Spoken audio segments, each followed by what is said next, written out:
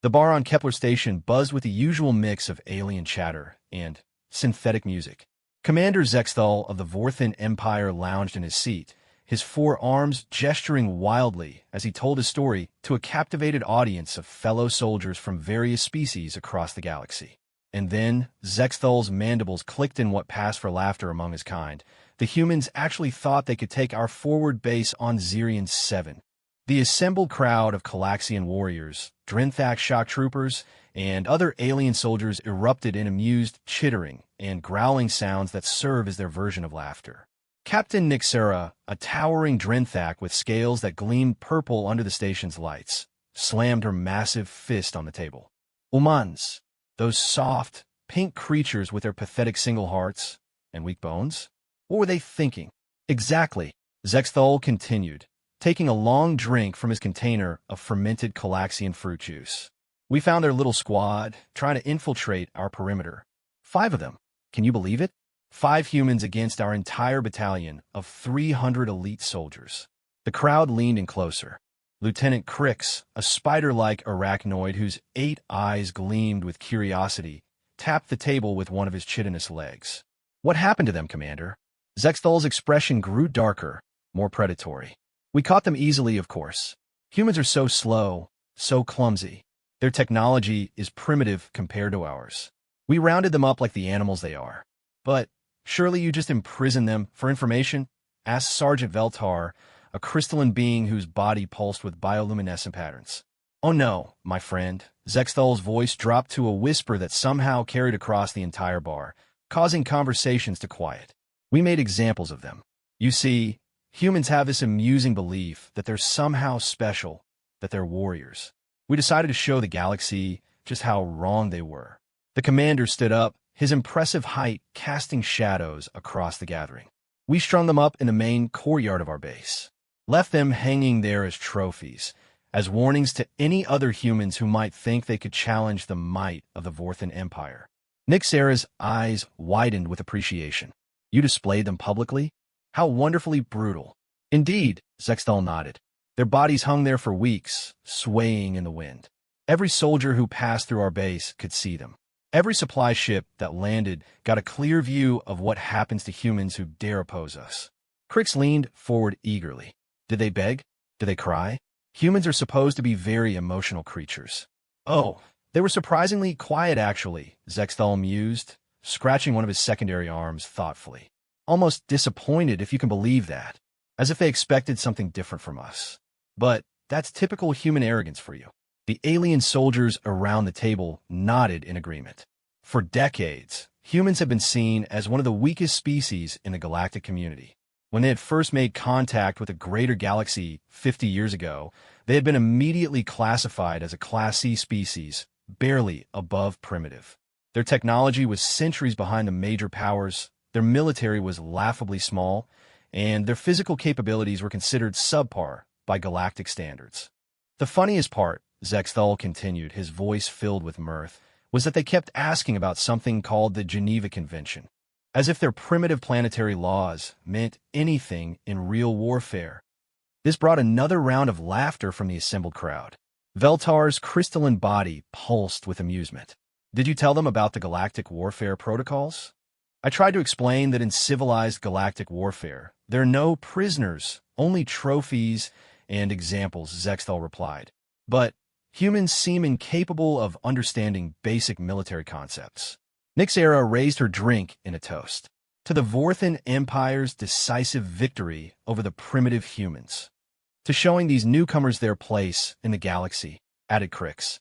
As the glasses and containers clinked together, Zexthal felt a surge of pride. The Vorthan Empire had been expanding its territory for over 2 centuries, conquering world after world. These humans were just another small obstacle in their path to galactic dominance. Commander, said a young Vorthan officer who had been quietly listening, what happened after you hung the humans? Do more of them come? Zexthal's expression became thoughtful. Strandly, no. For almost 2 months, we heard nothing from the human government. No rescue attempts, no negotiations, no triads. It was as if they had simply forgotten about those 5 soldiers. Perhaps they realized the futility of opposing you, suggested Veltar. That must be it, Zexthal agreed. Humans are known to be cowards at heart. When faced with superior force, they probably decided to abandon their fallen comrades and retreat to their little corner of the galaxy.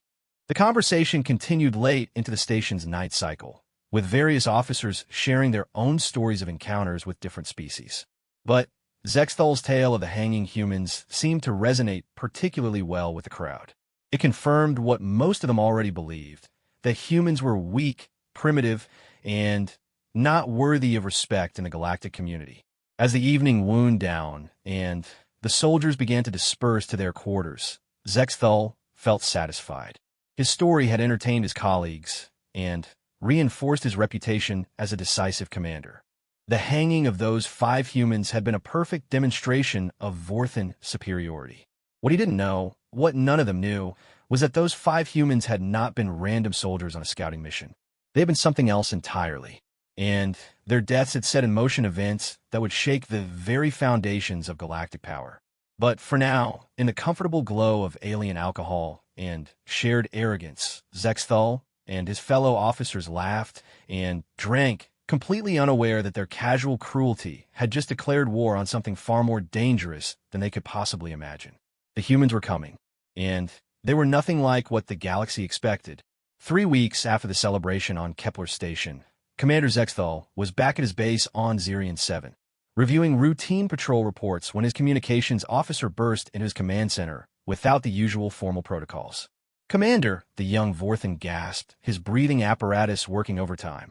"Emergency transmission from the outer perimeter." Zexthal looked up from his datapad, annoyed at the interruption. "What kind of emergency? Are the Calaxians making another probe of our borders?" "No, sir, it's humans, sir." The command center fell silent. The dozen or so officers present turned to look at the communications officer, then at their commander. Zexthal felt a moment of confusion. Humans? A delegation, perhaps? Come to negotiate for the return of their soldiers' bodies? He almost chuckled at the thought. "Tell them we don't negotiate with inferior species." "Sir, they're not here to negotiate." The communications officer's voice trembled slightly. "They're here in force. Our long-range sensors are detecting a massive fleet approaching the system." Zexthal stood up slowly, his 4 arms unconsciously moving to check his weapon. "Define massive, officer." "Over 2,000 ships, Commander." "And sir?" The officer paused, looking at his readings again as if he couldn't believe them. "They're not using any technology we recognize. Our sensors can barely detect them properly." The command center erupted in confused chatter. Zexthal raised one of his primary arms for silence. 2,000 ships? That's impossible. Humans' entire known fleet consists of maybe 50 vessels, and most of those are exploration or cargo ships. "Sir, I'm reading the sensor data correctly. The fleet is approaching from multiple vectors, moving in perfect coordination. They'll reach our system in approximately 6 hours." Zexthal felt the first stirrings of unease, but he pushed them down. The Vorthan Empire had faced larger fleets before. Their base on Zirion 7 was heavily fortified, with orbital defense platforms and a garrison of elite soldiers. Whatever the humans thought they were doing, they would be crushed just like their pathetic infiltration team. "Alert status read," he ordered. "Bring all defense systems online. Contact the Vorthan High Command and request immediate reinforcement. And get me a direct line to the human fleet when they enter communication range." As his officers scrambled to carry out his orders, Zexthal walked to the large viewing window of his command center.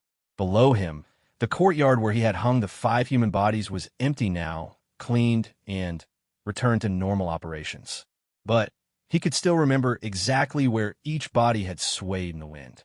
5 hours and 37 minutes later, the human fleet dropped out of whatever propulsion system they were using at the edge of the Zirion system.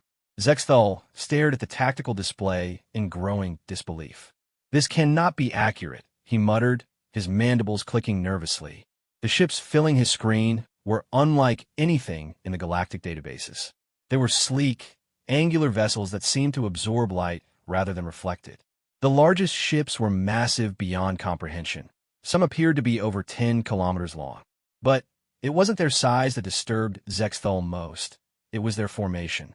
The human fleet had arranged itself in a perfect sphere around Zirian 7, with mathematical precision that spoke of planning and coordination far beyond what anyone thought humans capable of. Each ship held its position exactly, creating a web of coverage that made escape impossible. "Sir," his tactical officer reported, "we're receiving a transmission." "Put it through." The main screen flickered, and suddenly, Zexthal found himself looking at a human face. But this human was different from the ones he had executed. This one's eyes held something that made the Vorthan commander step back involuntarily. The human appeared to be middle-aged by their standards, with graying hair and what looked like surgical scars along his jawline. When he spoke, his voice was calm, almost conversational. "Commander Zexthal of the Vorthan Empire. I am Admiral Sarachun of the United Terran Defense Force. We need to have a conversation." Zexthal straightened, drawing on his years of military training to project authority. "I am Commander Zexthal, and you are in violation of Vorthan territory. Withdraw your fleet immediately or face the consequences." Admiral Chin's expression didn't change. "Commander, 3 months ago, you captured and executed 5 members of our military. Their names were Sergeant Marcus Webb, Corporal Lisa Rodriguez, Private James Chun, Private Sarah Kim, and Lieutenant Michael O'Brien. Do you remember them?" "They were infiltrators and spies," Zexthal replied coldly. "They were dealt with according to proper military protocol. You hung them in your courtyard," Chun continued, her voice still eerily calm. "You left their bodies there for weeks as trophies. You laughed about it with your colleagues." Zexthal felt a chill run down his spine. How could she know about his conversation on Kepler Station? Those soldiers violated Vorthan space. Their deaths were justified under galactic warfare protocols. "Commander," Admiral Chun said, and now there was something in her voice that made every alien in the command center step back. Those 5 soldiers were not spies or infiltrators. They were rescue specialists. They were coming to extract human civilians from the refugee camp you established on Zirian 3. The statement hit Zexthal like a physical blow. Zirian 3 was a mining world where the Vorthan Empire used various species as forced labor. It was considered a minor operation, barely worth mentioning in official reports. "There are no human civilians on Zirian 3, he said, but his voice lacked conviction. 17 human civilians, Commander. Miners and their families who were captured when you raided the civilian transport ship Harmony's Light 8 months ago. Men, women, and children who have been working your mines under conditions that violate every galactic treaty on prisoner treatment." Admiral Chun leaned forward, and Zexthal saw something in her eyes that terrified him. It wasn't anger or rage. It was something far more dangerous. It was cold, calculated purpose. Those 5 soldiers died trying to save 17 innocent people, including 6 children under the age of 10. They died because they believed in something you clearly don't understand, that no human gets left behind. "Your point?" Zexthal managed to ask. "My point, Commander, is that you made a mistake. You see, you thought you were dealing with just another weak species. You thought humans were primitive, cowardly, and beneath your notice. But you made one critical error in your assessment." The Admiral paused, and Zexthal found himself leaning forward despite his fear. "You assumed that humans are like other galactic species. You assumed that when 5 of our people died, we would calculate the cost of revenge against the probability of success and decide it wasn't worth the risk. You assumed we would cut our losses and move on." Admiral Chen's smile was terrifying in its complete lack of warmth. "But humans don't think like that, Commander. When you kill 5 humans trying to save 17 humans, you don't discourage us. You don't make us afraid. You do something much, much worse." "What?" Zexthal whispered. "You make us angry." The transmission cut out, leaving the command center in absolute silence. For a long moment, nobody moved. Then, alarms began blaring throughout the base as every sensor system detected the human fleet powering up weapons that registered as completely unknown energy signatures. Zexthal stared at the tactical display as over 2,000 human warships, each one apparently more advanced than anything the galaxy had ever seen, prepared for battle. And, for the first time in his military career, the Vorthan commander realized he might have made a terrible mistake. The first human attack came without warning. Zexthal was still staring at the tactical display, trying to process Admiral Chen's words, when his defense platforms simply disappeared. Not destroyed, not damaged, they just vanished from his sensors as if they had never existed. Report. He barked at his tactical officer. Sir, I don't understand the readings. The outer defense grid just went offline simultaneously. All 17 platforms. Weapons fire? Missile strikes?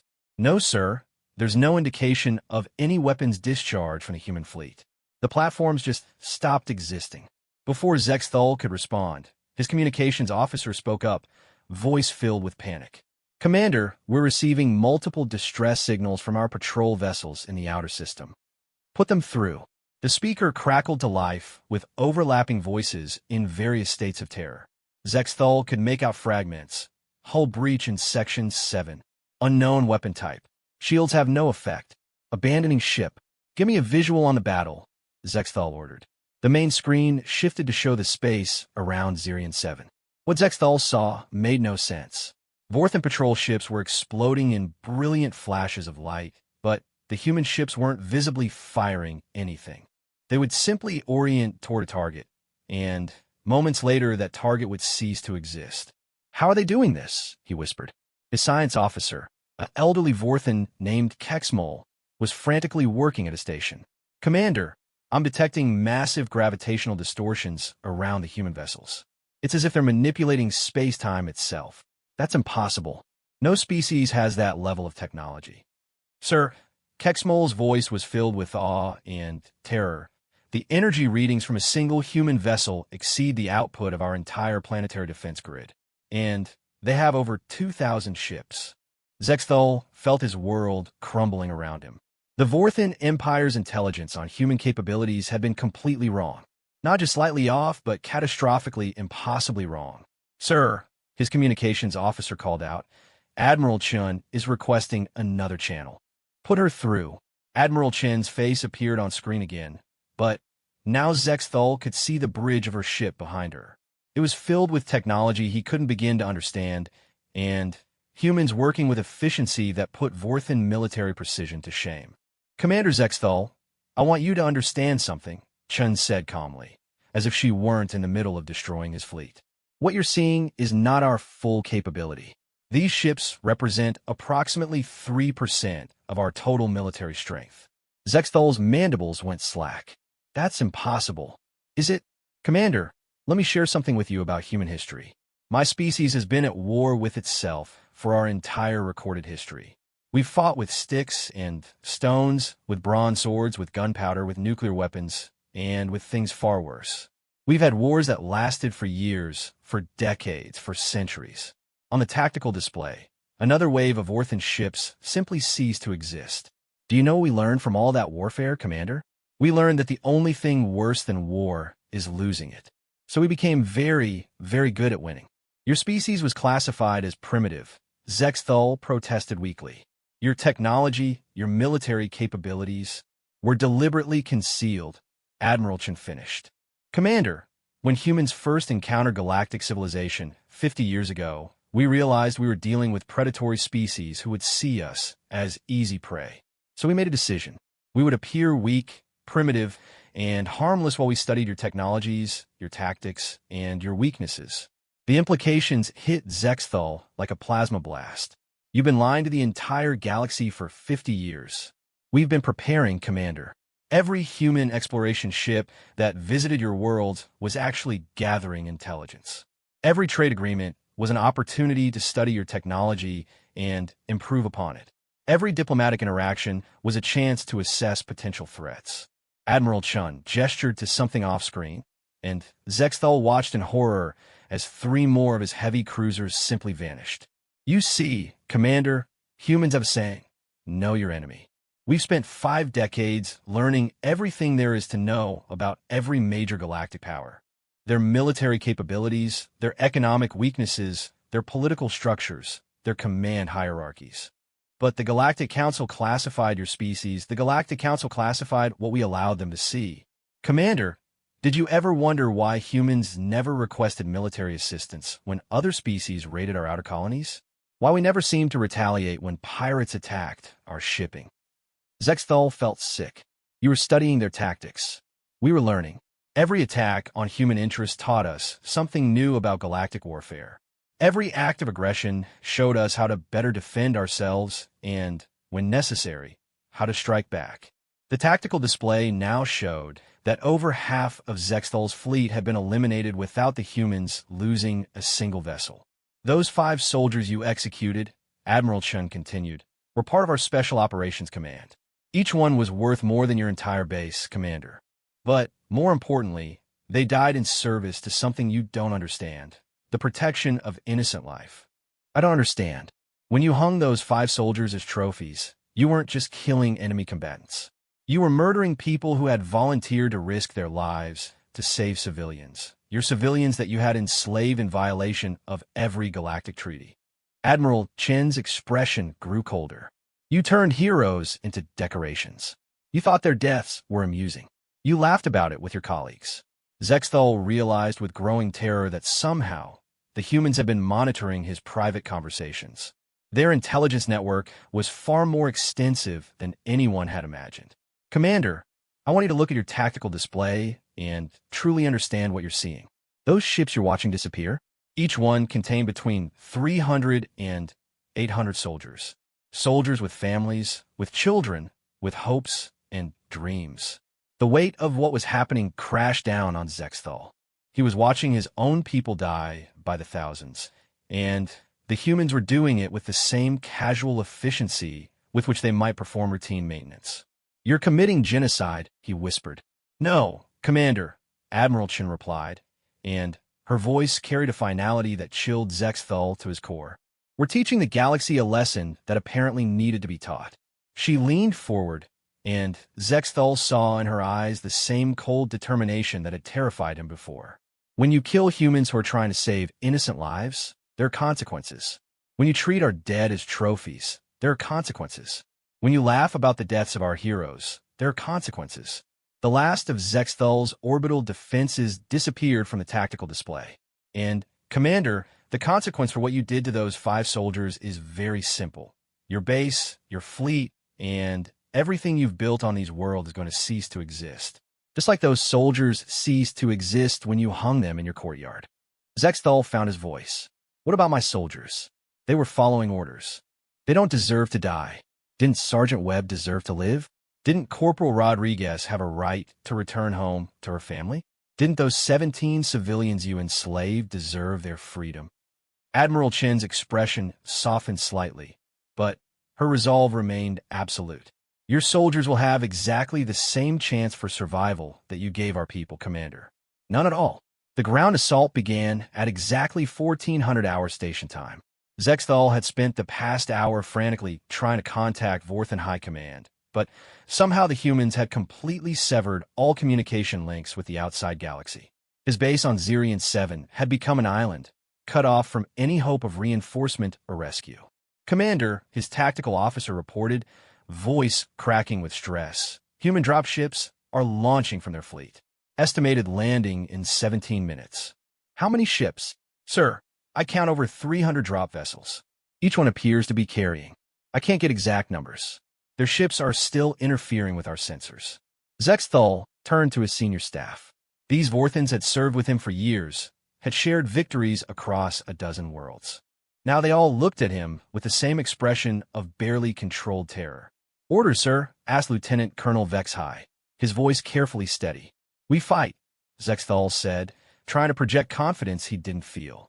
This base has survived sieges before. We have 3,000 elite soldiers, automated defenses, and the strongest fortifications in this sector. What he didn't say, what none of them wanted to acknowledge, was that those previous sieges had been against enemies using conventional galactic technology. The humans had just eliminated his entire fleet without appearing to fire a shot. Sir, his communications officer called out, we're receiving a transmission from the lead human drop ship. Put it through. The face that appeared on screen was not Admiral Chen this time. This human was younger, maybe 30 by their standards, with short dark hair and eyes that held the same cold determination Zexthal was learning to fear. Behind him, Zexthal could see other humans in what appeared to be combat armor, checking weapons that looked nothing like any technology in the galactic databases. Commander Zexthal, I am Colonel Marcus Rodriguez, United Terra Marine Corps. I wanted to personally introduce myself before we begin. The name hit Zexthal like a physical blow. Rodriguez. That's right, Commander. Corporal Lisa Rodriguez was my sister. The sister you hung in your courtyard like an animal. Colonel Rodriguez's voice was calm, professional, but there was something underneath it that made Zexthal step backward involuntarily. Colonel, Zexthal began, my sister was a medic, Rodriguez interrupted. She volunteered for that rescue mission because she couldn't stand the thought of human children suffering in your labor camps. She had never killed anyone in her life, Commander. She joined the military to save people, not to fight them. Rodriguez leaned closer to the camera. Do you know what her last message to our family was, Commander? She said she was going to bring some kids home, that she was going to make sure some children got to see their parents again. Zexthal found he couldn't speak. And you hung her in a courtyard. You left her body to rot in the sun while your soldiers walked past and laughed. You turned my sister, who spent her life healing people, into decoration. The colonel's expression didn't change, but something in his eyes made Zexthal want to run. So, I want you to understand something very clearly, Commander. I am not here as a soldier following orders. I am here as Lisa Rodriguez's brother. And I'm going to personally ensure that you experience exactly what she experienced. The transmission cut. Zexthal stared at the blank screen for a long moment, then forced himself back to military thinking. All units to defensive positions. Activate the automated defense grid. Bring the shield generators to full power. But even as he gave the orders, he was remembering Admiral Chen's words about humans studying galactic military tactics for 50 years. Every defense system his base possessed was based on standard galactic technology. If the humans had been studying that technology for decades. The first dropship landed in the main courtyard 18 minutes later, directly in the spot where Zexthal had hung the 5 human soldiers. What emerged from that ship would haunt the nightmares of every Vorthan survivor for the rest of their lives. The humans were not using conventional armor or weapons. Instead, each Marine was encased in what appeared to be a form-fitting powered suit that enhanced their movement and strength far beyond what should have been possible for their species. Their weapons fired projectiles that ignored energy shields entirely, passing through Vorthan defensive barriers as if they didn't exist. But what terrified Zexthal most was how the humans fought. Galactic warfare had evolved over millennia into a relatively civilized affair. Battles were fought according to established protocols, with clear rules of engagement and understood tactical doctrines. Wars were economic and political instruments conducted with efficiency and minimal waste. Human warfare was something else entirely. The Marines moved through Zexthal's base like predators that had been unleashed after being caged for too long. They didn't just neutralize defensive positions. They systematically dismantled them with a combination of advanced technology and tactical innovation that no galactic military had ever encountered. Sir, his tactical officer reported, the humans have breached sectors 7 through 12. Our automated defenses are having no effect. What about the shield barriers? They're walking through them, sir. Somehow their armor completely negates our energy shields. Zexthal watched on his monitors as human Marines moved through corridors that should have been impregnable. Defensive barriers that could stop plasma cannons were useless against weapons that fired physical projectiles, enhanced with some kind of energy field that allowed them to penetrate any known armor. Sir, the humans are not taking prisoners, his security chief reported, voice filled with shock. What do you mean? I mean, they're not accepting surrenders. Our soldiers are trying to give up, but the humans they're executing everyone they encounter. Zexthal felt ice in his veins. This wasn't military doctrine. This was revenge. Commander, his communications officer called, Colonel Rodriguez is requesting another channel. Put him through. Rodriguez's face appeared on screen again, but now he was clearly inside the base, having fought his way through multiple defensive lines in less than 30 minutes. Commander, I want you to look at something. The camera shifted to show the courtyard where Zexthal had displayed the human bodies, but now was filled with Vorthan dead. Rodriguez had arranged the bodies of Zexthal's soldiers in the exact positions where the 5 humans had hung. This is what you did to my sister, Rodriguez said calmly. This is what you did to 5 people who volunteered to risk their lives to save children. Colonel, please, Zexthal begged. My soldiers are not responsible for the actions of their commander. They don't deserve this. Didn't deserve it? Rodriguez's voice rose for the first time. Commander, do you know what my sister's last words were? One of your survivors told us before we executed him. She asked if the children would be safe. While you were hanging her, while she was dying, she was worried about the safety of human children she had never even met. Rodriguez stepped closer to the camera. Your soldiers participated in slave labor camps. They participated in the execution of rescue workers. They stood by and watched while you displayed human bodies as trophies. Tell me, Commander, where was their moral outrage? Where were their objections? Zexthal realized with growing horror that the humans had done their research. They knew exactly which of his soldiers had been involved in what actions. This wasn't random slaughter, it was targeted justice. The humans who died here died as heroes, Rodriguez continued. They died trying to save innocent lives. Your soldiers are dying because they chose to follow orders that violated every principle of civilized behavior. The colonel's expression grew thoughtful. But you know what, Commander? I'm feeling generous today. I'm going to give you something my sister never got. What? A choice. Colonel Rodriguez's offer was simple and terrible. You could die like a soldier, fighting for what you believe in, Rodriguez said, his voice eerily calm as explosions echoed through the base around him. Or you can die like my sister did, helpless, displayed as an example to others.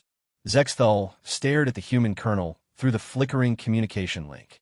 Behind Rodriguez, he could see more human Marines methodically clearing the base, their advanced armor making them appear like mechanical demons in the smoke and debris.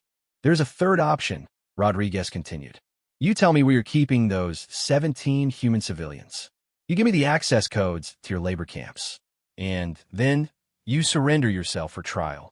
And if I do that, then your remaining soldiers live. They'll be prisoners of war, treated according to the actual rules of civilized warfare, something you clearly never learned. Zexthal felt the weight of command crushing down on him. Through his command center's windows, he could see the courtyard where his own soldiers now hung in grotesque mimicry of the display he had created with the human bodies. The irony was not lost on him. Commander, his tactical officer whispered, we have maybe 200 soldiers left alive. The humans have taken 80% of the base. Zexthal closed his eyes, remembering the casual laughter with which he had described the hanging of the 5 humans to his colleagues. It had seemed so amusing at the time, primitive creatures who thought they could challenge the Vorthan Empire. Now he understood the magnitude of his error.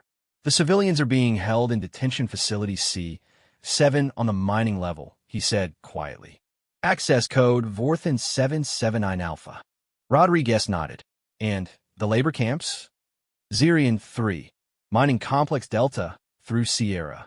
The codes are in my personal files, security folder marked Industrial Operations. Transmit those codes now. Zexthal's communications officer looked at him questioningly. After a moment, Zexthal nodded. The officer began transmitting the requested information. Very good, Rodriguez said. Now, Commander, I need you to order your remaining soldiers to lay down their weapons and surrender. And then, bring the restraints you used on my sister. The communication link cut out. Zexthal stood in his command center for a long moment, looking at the faces of his remaining staff. These Vorthans had served faithfully, had trusted his leadership, and now they were going to become prisoners of war because of his decisions. Sir, Lieutenant Colonel Vexhai said quietly, it's not your fault. We were all following galactic warfare protocols. No, Zexthal replied, his voice heavy with the weight of understanding. We weren't following warfare protocols. We were following traditions of cruelty that we convinced ourselves were legitimate because no one was strong enough to stop us. He walked to his weapons locker and removed the restraints that had been used on the 5 human soldiers. The same restraints he had ordered to be left on their bodies when they were displayed in the courtyard. The walk to the courtyard took only a few minutes, but it felt like hours. Human Marines watched him pass, their faces hidden behind the visors of their advanced armor. None of them spoke, but Zexthal could feel their hatred like a physical force. Colonel Rodriguez was waiting in the courtyard, standing exactly where Corporal Lisa Rodriguez's body had hung for weeks. He had removed his helmet, and Zexthal could see the family resemblance in his features. You know, Rodriguez said conversationally as Zexthal approached, Lisa always wanted to be a doctor. She joined the military, because it was the only way she could afford medical school. She planned to serve her time and then spend the rest of her life healing people. Zexthal stopped a few meters away, still holding the restraints. She was going to specialize in pediatric medicine. She wanted to help sick children. Can you imagine that, Commander? A person who devoted her life to healing, who specifically wanted to help children, and you hung her like an animal. I followed military protocol, Zexthal said weakly. Whose protocol? Rodriguez asked. Show me the Galactic Warfare Convention that says rescue workers should be executed. Show me the treaty that says medics can be displayed as trophies. Zexthal realized he couldn't. The Vorthan Empire, like many galactic powers, had simply created their own version of warfare protocols that justified whatever they wanted to do. The thing is, Commander, Rodriguez continued, humans actually do follow warfare conventions. We have rules about treatment of prisoners, about protection of civilians, about the conduct of military operations. We've had those rules for centuries. Rodriguez gestured to the restraints in Zexthal's hands. But we also have other rules. Rules about what happens to people who murder medics. Rules about what happens to people who enslave children. Rules about what happens to people who display our dead as decorations. Zexthal felt his legs trembling. So here's what's going to happen, Commander. You're going to put those restraints on yourself. You're going to stand in exactly the spot where my sister died. And you're going to wait. Wait for what? For the families. Zexthal's blood froze. Families? The families of the 5 soldiers you executed. They're on their way here. Every human military operation includes family representatives for cases like this. They should arrive in about 6 hours. Rodriguez's smile was terrifying in its complete absence of warmth. You see, Commander, in human culture, when someone murders a member of our family, the family gets to decide the punishment. It's an old tradition, but one we still honor in cases of war crimes. Zexthal stared at the human colonel, finally understanding the full scope of what was about to happen to him. But here's the thing, Rodriguez continued. I talked to those families before we launched this operation. Do you know what they told me? What? They said that killing you quickly would be too merciful. They said that displaying you as a trophy would make us no better than you. They said the most fitting punishment would be to let you live. Relief flooded through Zexthal. Live as a slave in the same labor camps where you sent those human civilians. Live knowing that your empire has been marked for destruction. Live knowing that every major galactic power is about to discover that humanity is not the weak species they thought we were. Rodriguez leaned closer. Live knowing that your casual cruelty toward 5 heroes has just triggered a war that will reshape the entire galaxy. Live knowing that your laughter at their deaths has awakened something that was sleeping peacefully in the dark corners of the galaxy. The colonel stepped back and gestured to the human marines surrounding the courtyard. You thought humans were weak, primitive, and harmless. You were wrong on all 3 counts. We've been preparing for this day for 50 years, studying your weaknesses, building weapons you can't imagine, and waiting for someone to give us a reason to use them. Rodriguez picked up a communication device and spoke into it. Admiral Chun, this is Colonel Rodriguez. The base is secure. All civilians have been recovered alive. Commander Zexthal has surrendered. Admiral Chen's voice crackled through the speaker. Excellent work, Colonel. How do you want to handle the war criminal? Transfer him to the labor camp on Zirian 3. Let him experience firsthand the conditions he created for human civilians. Understood. And, Colonel, Phase 2 is authorized. Begin transmission of our message to all galactic powers. Rodriguez looked at Zexthal one last time. You asked me earlier what my sister's last words were. I lied. Her last words weren't about the children she was trying to save. Her last words were a message for whoever found her body. What message? She said to tell humanity that the galaxy is not ready for what we really are. Rodriguez turned and began walking away, then paused. Commander, in about an hour, every major government in the galaxy is going to receive a full recording of this operation. They're going to see what happens when humans get angry. They're going to realize that their intelligence on human capabilities was completely wrong. And they're going to understand that the balance of galactic power has just changed forever. As the human marines led Zexthal away in the same restraints he had used on their fallen comrades, he realized that his casual cruelty had just triggered something that would echo across the galaxy for generations. The humans were no longer hiding, and the galaxy would never be the same.